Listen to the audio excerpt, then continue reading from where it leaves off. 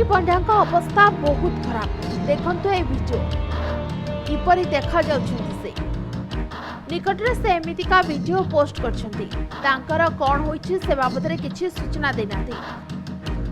तांको मुह अवस्था भलो नै, मुह फुलिथिबा बेले से दुखरे थिबा भଳି लागुछन्ति। कोन तांकर होइछि से बाबदरे समस्ते जानिबाकू चाहछन्ति, हेले ए जाय किछि उत्तर मिलि नै।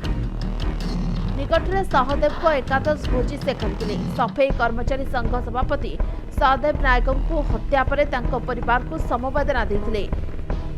या सह तांको परिवार को सहायतार हाथ बढ़ाई सहदेव को एकादश भोजी करथिले।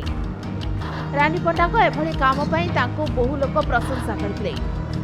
केवल राजधानी नुहे, राज्यर कोण अनुकूल से लोक साहाय्य कर चर्चा को आसती।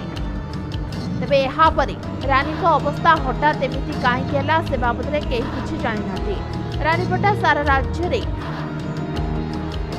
कला प्रदर्शन कर चर्चित होती। डांस रे दीवाना हो जाती दर्शक।